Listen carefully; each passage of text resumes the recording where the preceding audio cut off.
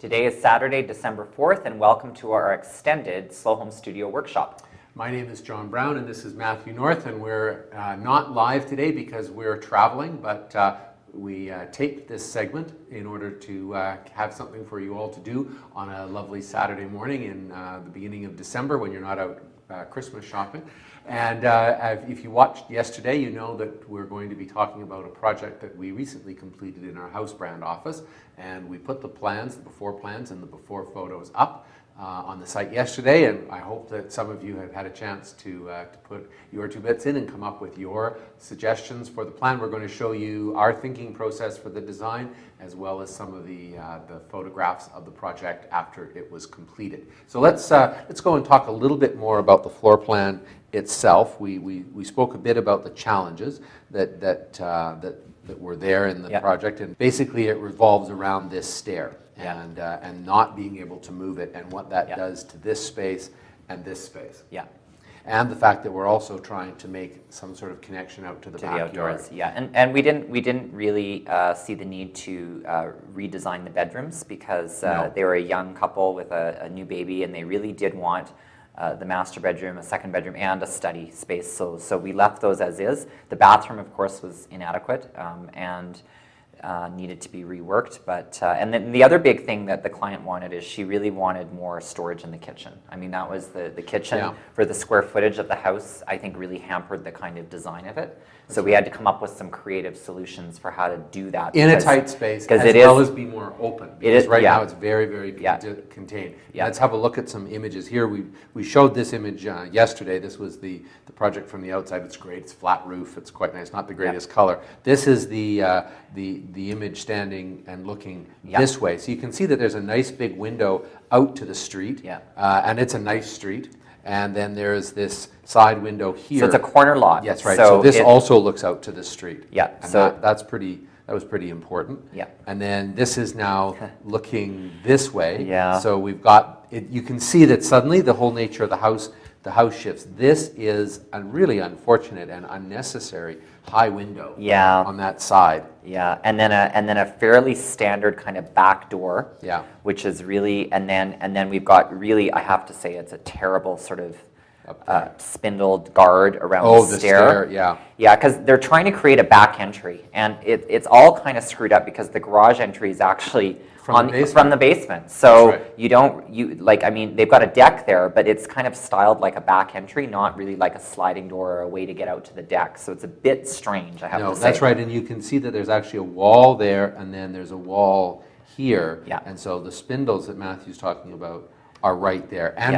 I was just drawing this, I thought you were going to refer to this. There's actually quite a small window right there. Yeah, in the kitchen. That's not. Turning around, you can see now that wall. This is standing in the dining room looking this way, and you can see the kitchen's pretty provisional. There's some extra, there's obviously a storage problem because we've got all the breakfast stuff. Yeah, they had no counter space. And that was, it was interesting for the clients because we had to reassure them when they were looking at buying this house that actually we were going to be able to get a kitchen in there because it was almost a deal breaker with them because it's such a small space. That's right. We had to convince them that we were going to be able to do a really great kitchen design given the parameters. This was a project where we actually helped our clients find and purchase the property as part of a design and construction process. So there was that obligation as we were starting, and they were looking at it because they loved the neighborhood. It was great. It's close to downtown, post-war neighborhood, close to where they're working. Good-sized house, good and the style of the house was great, but it was that kitchen. And I have to say, we really had to work at this, as you will know if you've been working on this yourself, that bath, the kitchen there, and that stair really makes it difficult. And it wasn't really an option to move the kitchen.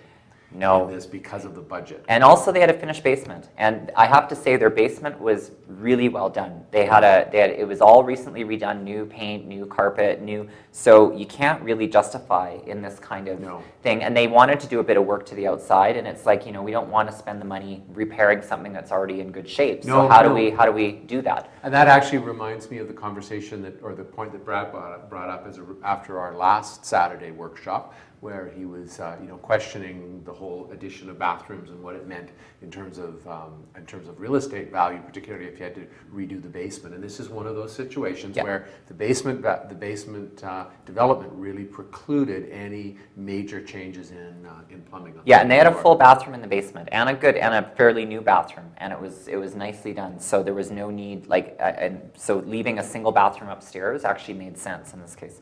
This is the view this way, looking at that three-step. I have to say, I kind of like this. I do too. I really like it because nice. it instantly gives that sort of privacy to the bedroom level, and you can really, it's a clear definition between public and private. Yeah. And I really like the extra couple steps. It also made this. I think this was close to 9'6", wasn't it? Yeah, it was a very high ceiling. Because you had you can notice that it's a continuous ceiling all the way along. Yeah. There you can see we've got the wall of the closet right there going through to the front. And then finally we've got one image of the bathroom. The bathroom layout, now this is interesting because they did redo this bathroom to sell the house. And it was one of those ones, I have to talk about this because it is one of those ones where they put money in a really poor way. They actually not our clients, the people not our client. No, they did it to get the house sold, but there was a fundamental flaw in the way that the plumbing fixtures were laid out, and they added a corner shower, which they didn't have any glass. They couldn't get the glass in because it was so tight. So it was really awkward. And then the vanity kind of sticks out by the door, and then the toilet. And the surprising thing is they had quite a bit of floor space for the square footage of the bathroom, because they took out, there was a tub in there originally, and they rejigged it, thinking that a future buyer would want a shower instead of a tub. And that goes back to what we were talking about on the site. We had this discussion about, renovating a bathroom and, for future buyers and all that sort of stuff. And this is an example of where someone has this idea that the market wants a really, classy bathroom, but then doesn't really do it in a way that is actually particularly classy. Well, it's not adding value. Like the homeowners went in here and it's like, this doesn't work. Like, this has to be totally redone, which was okay because that was part of our thing. But it's too bad. Yeah, well, it was a waste of money. It was a waste of money because at the end of the day, it's a waste of energy. Yeah. All the rest. Yeah. Okay, so there we have the original. We know what the problems are, and this is the basic plan. What we did is decided to open up all of the wall around the stair and make that a glass enclosure, and really try and open this up into one big space. Yeah, and that was the idea. And I think that the idea was that the stair we were going to try to minimize as much as we could. And so we used that as at one side would be glass, the other side we would actually put the kitchen island right up against it. That's right, because if you look at the depth of this, once you take out, put our refrigerator there, you've got a counter that you can have that's 2 feet deep, but you don't have enough space to put a counter across here that's 2 feet deep, because then you're going to run into problems with the access. A pickle, I would say. So we just did a 1 foot deep counter. I want to talk about that though, because that was actually our clever solution for this about the storage, because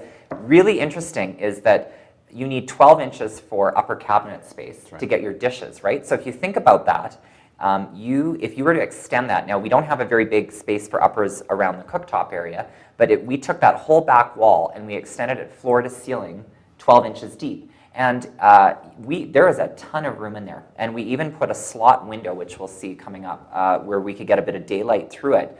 But that just took care of all the storage issues for the whole kitchen, because when you have floor to ceiling, even though it's only 12 inches deep, you have an enormous amount of cabinetry. That's right.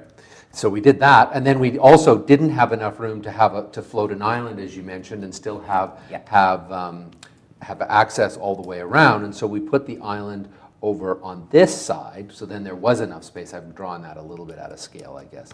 I should probably redraw that more. There, that's good. Like that. Perfect. And then we pulled this out just slightly so that we could actually have a stool there and a stool on that side, because there was just a little bit of extra room, and there was some sort of free-floating space over in this area of the plan. Yep. Then that allowed us to get our sink over here and the dishwasher. The cooktop was over here, so we had a really tight, good appliance triangle.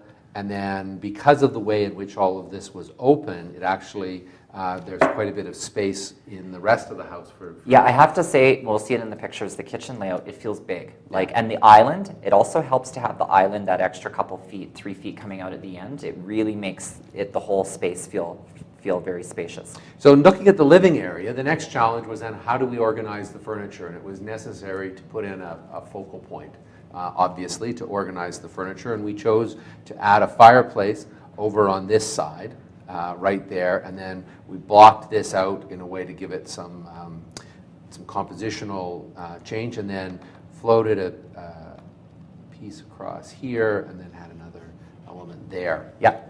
And then that allowed us to then center the furniture so that we could have a piece of furniture this way that was centered like that, and then another couple of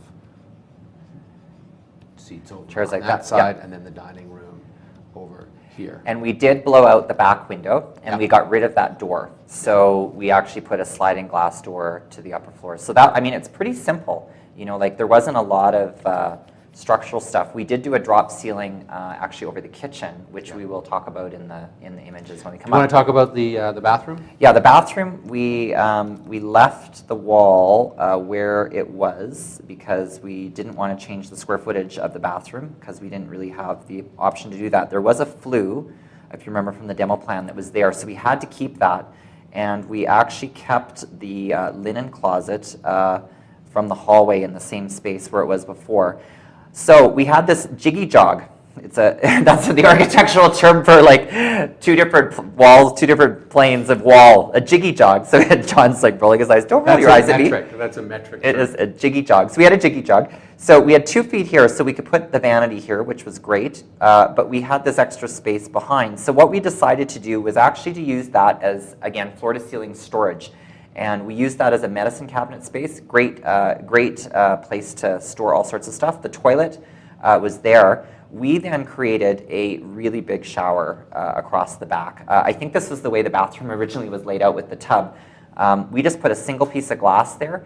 We treated the window with some stainless steel around the trim to make it water resistant, and that just made the bathroom feel really, really big. And we had storage below the vanity as well as this oversized tower piece on the side. So that was what we came up with for the bathroom. Then we just, to finish it off, we then relocated the door over. Moved it down a little bit, so yeah. that it took out that little notch. Yeah, That exactly. was kind of awkward. So there's the final plan. You can see the appliance triangle, the tightness of that, the fact that we've got that extra storage over on this side, the seating area, the living room with its focal point, and then the bathroom, as Matthew mentioned, with its deep medicine cabinet. And we did, because the clients wanted an office and a single bedroom, we converted the closet, the really small closet, into a walk-in. That's right, we made it so there was deeper. more storage for the master bedroom, because that was also something that was really, really critical to the livability of the house. And it was a little unfortunate that what that meant is that you walked into a bigger end of the closet, but it was just one of those things that we couldn't really deal with. And then in terms of the master bedroom, we built the master bedroom into that wall with the window above. Yeah, we did a bulkhead with some lighting in it, and I don't think we have a picture of that, but No, we don't. But all right. So let's have a look at what it ultimately looked like. So this is standing in the entry and looking that way. so I had interesting couple of things. So first of all, there's a steel column. Yeah. Which is a square column, and we spec'd a steel column, so we didn't drywall it, and we had it pre-finished. And that was our structural important thing. The second thing that was really important is you could see the face of the drop ceiling. That is actually a beam. Yeah, right there. Yep, because we had a flat roof building with the insulation in the attic. We were not able to do a flush beam. We couldn't stick it up. Typically, if we have a pitched roof, we can stick the beam up into the ceiling. So that's right. So just so everybody knows, there's actually a beam that's running across Yeah, there. and a pretty big one. Yeah. Like, it's pretty big. So what we decided to do is and we've got another picture of it coming up, is we built a cove ceiling over the stair and the kitchen with a recess in it for pot lighting to create sort of a spatial separation from the kitchen from the rest of the space. So this piece, just so that I'll translate that into real everyday language. I need subtitles. Yes, with subtitles. We have this beam, and that beam is actually important, and you can see that there. This piece we then extended to match that over this way, so that it had this, and then it returns. And that actually then hides the beam, and it creates this drop so that this ceiling is higher than this, and we can put pot lights. You are right, and we lighting changed in the there color of it. and change the color. So, Yeah. so it's a way of hiding that beam so that it doesn't look like, when someone walks in, they go, oh, I see, you took out the wall and then you put There's a a beam big in a beam. column, and and it's a way of disguising it, which is something, whenever you see a lot of drop ceilings, it's usually to deal with mechanical equipment or structure, and this is a good example. I also want to say that I was really happy that the floor is the original floor that Yes. we salvaged, and we just feathered in where the kitchen is, and we just refinished it, and it's great to be able to do that. You can also see the edge of this bulkhead that I was discussing earlier. We wanted to just have it come over to grab the far end of that window, and then this was a piece of furniture that the clients antique had piece. an It's really nice. which was very nice. And here you can see that big double slider that's there, that really makes a huge difference to connect the inside of the house out to the back. Yeah. This is now sort of shifting over and looking this way like that, and you can see that column that Matthew just mentioned. Now you can really see that cove and how this is a drop ceiling then with a piece taken out of it, like a donut taken out of the middle of it, which I think works. And we highlighted that with a color change. You can see that we've got a wing wall behind the island, and that prevents things from falling off the countertop down the stairs. So you could put bread and toast and toasters and stuff without it falling off. You can barely see the glass because we've detailed it with clips. So it's very, very minimal. The stair, I think, completely disappears in the scheme. I think you don't register that there's actually the stair there. You can also see our floor-to-ceiling pantry wall that comes up over on this side. On that side, and then there's a slot that we created with the window in it. With a window in it to get light into the counter. And then you can see how we overextended the island for those 2 seats at the end. That's right. So we didn't extend the cabinetry, we just extended the counter so that you can have a stool there and a stool on this side. But when you look at that, it is actually a fairly substantial kitchen. Yeah, it is big, and the counter feels huge.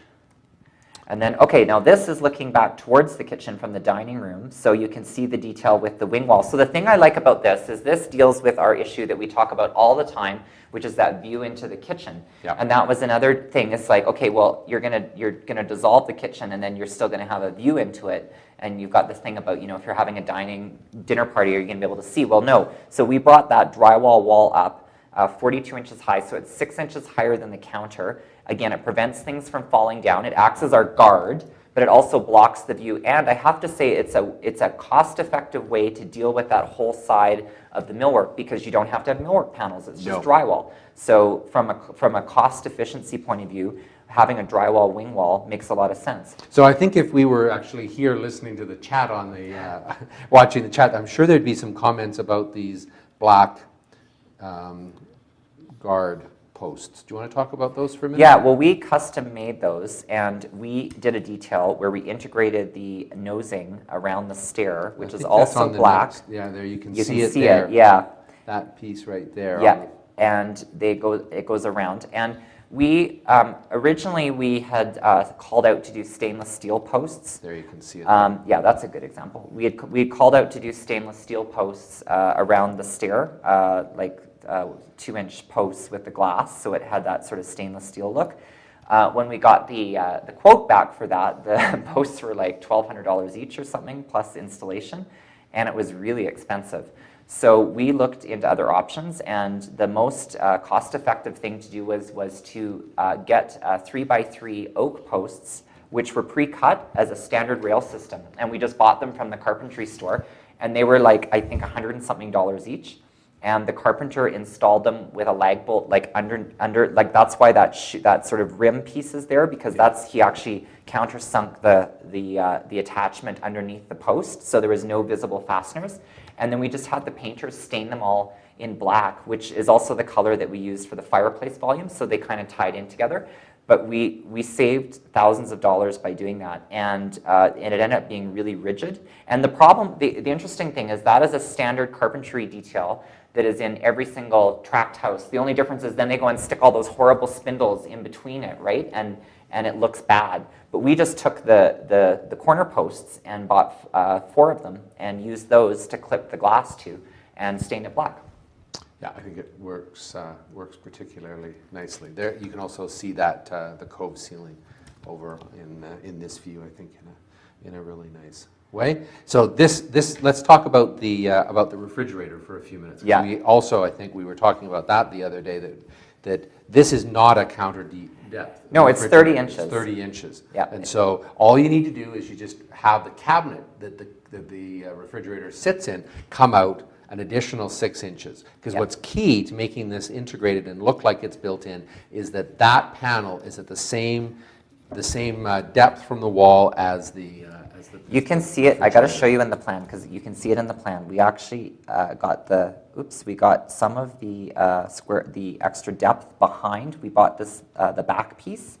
This is a slide-in range, Yeah. and so there's 3 inches that we stole from the back to pull. We actually pulled all of this cabinetry forward as well, so that the depth difference between the fridge and the adjacent range was only 3 inches, and then we put 3 inches behind. So we split the difference. So there's not a big recess from the face of the fridge to the face of the stove, if that makes sense. Yes, it does to me. In terms of hood fans, and we've talked about hood fans again, this is what, because of the proximity to this side, the side gable for the refrigerator, we actually decided to extend the hood fan all the way along to the edge and then create this detail where that becomes a little niche there, and then there's the cabinetry wraps up and around it. Yeah, and I want to say that the backsplash is back painted glass. They did that in it's called a sea salt color. And then you can see on the end of the island, we folded the countertop down on that one side because that's our heavy traffic zone. And that's where the kids are going to come whipping around the corner from the stairs. So we made that the stone edge to not have a vulnerable surface for the millwork. Just drawing that, it looks that island would look like that. And then Yeah. there's the kick, and it would come to about there. So we've got our cabinetry, however that is working. That looks good. And then this is the overhang, and that's where then you would have a Stool. Yeah. to be able to sit. And I want to talk about one more detail, which is the floor. Because Yes. this is the other thing too, is that the clients wanted a tile kitchen floor because they thought the wood was going to be too vulnerable.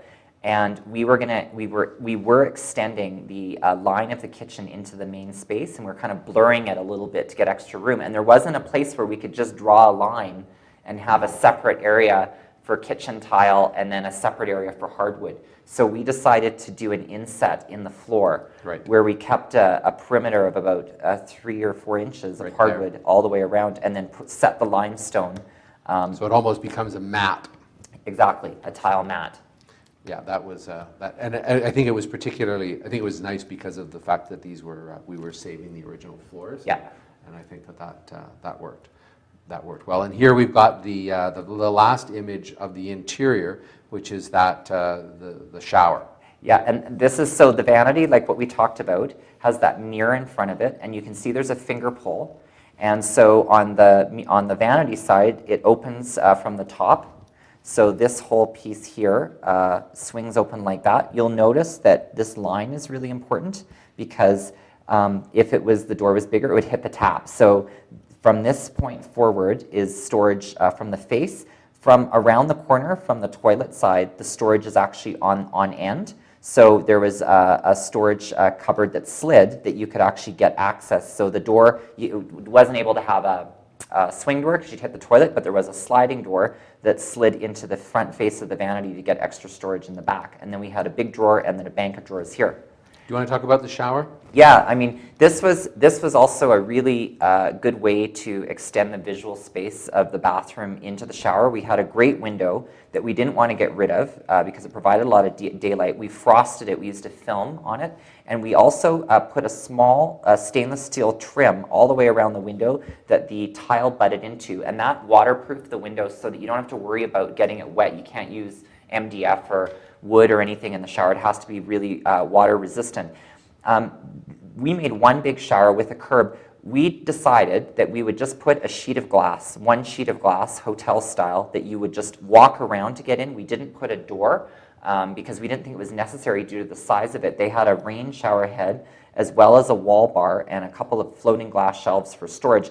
The interesting thing, the thing that that makes this room feel really, really big is how the tile's been detailed. And what we did is we extended the tile from the mirror, I think that's a really behind the important toilet, thing to talk wall, about. floor to ceiling, all the way around. And then the glass sits there. I mean, you can barely see it in the image, so that there's a real blurry line between what is the shower space and what is the rest of the bathroom. It almost looks like it's all a big wet area. Also, the floor tile comes up and becomes the curb, and then we picked a very similar colored mosaic to the floor tile, a matching one actually, so that it, again, continues that visual connection between the bathroom space and the shower space. And from a functional point of view, it gives you a hard ceramic surface at the back of the toilet, which I think is a useful really thing good from detail. a cleaning point of view. Yeah. Do you want to talk about why you use the mosaic tile in the shower? Well, we used the mosaic tile because the floor tile that we picked were really large format, and then it sometimes is difficult for the tilers to create the slope to the drain with a large tile without getting the triangular pieces.